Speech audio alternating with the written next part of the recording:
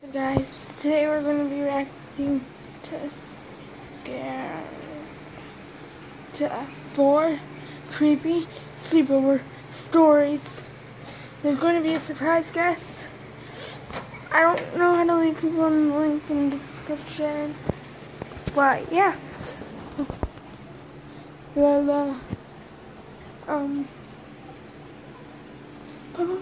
Play it. Sorry, Liffy.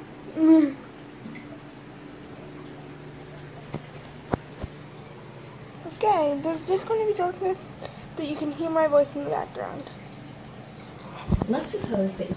Sorry, ad. You'll hear my voice in the background.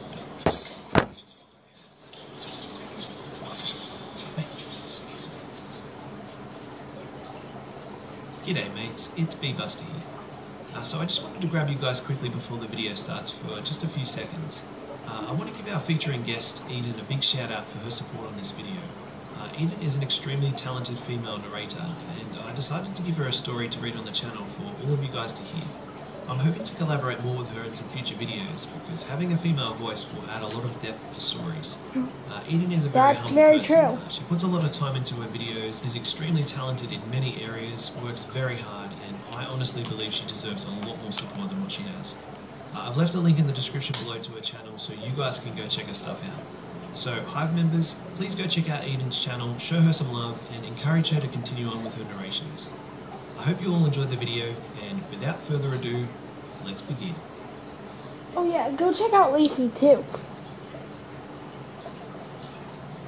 Because I used his it. This story happened about 6 months ago, and although it didn't happen to me, it still really creeps me out. It was a Friday night. I was attending a friend's sleepover and birthday party. There were about 7 of us in total. The party started out as us playing games from FIFA to Call of Duty. We eventually got bored and decided to go do something we thought would be funny.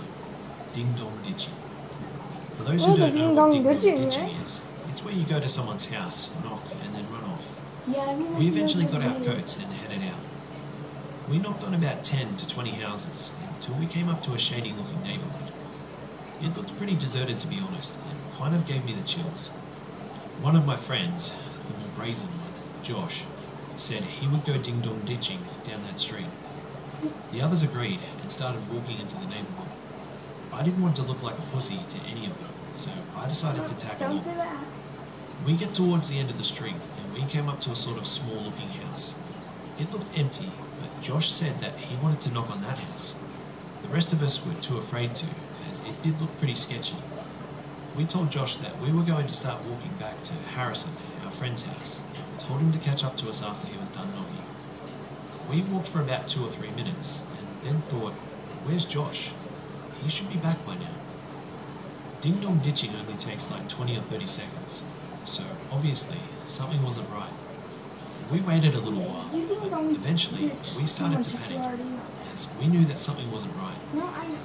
We decided to go back to the house and search for him. We walked up to the house, but we saw nothing. No one was outside of the house.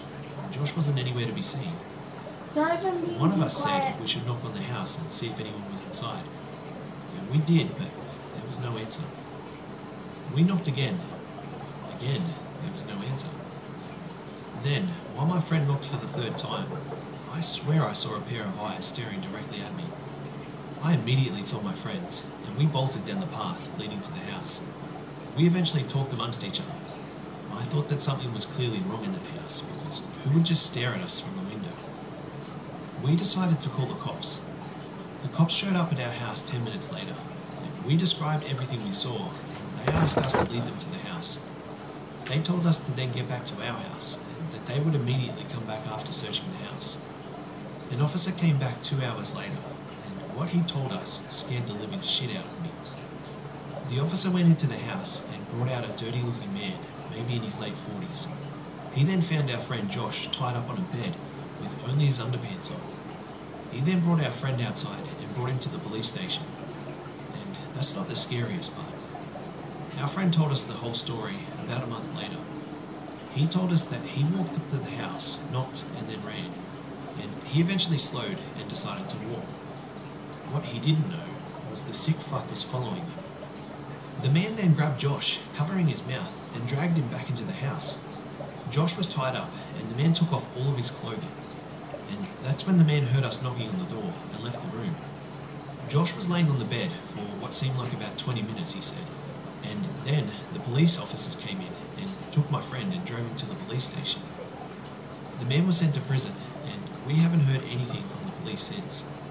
Ever since this incident, we haven't, and we're not planning on ever going ding-dong ditching ever again. Understanding what happened to Josh, I now believe that it can happen to anyone, even you. Remember? Ding-dong ditching ever again. Well, that was part 1. We're going to do 4 more parts because there's 4 stories.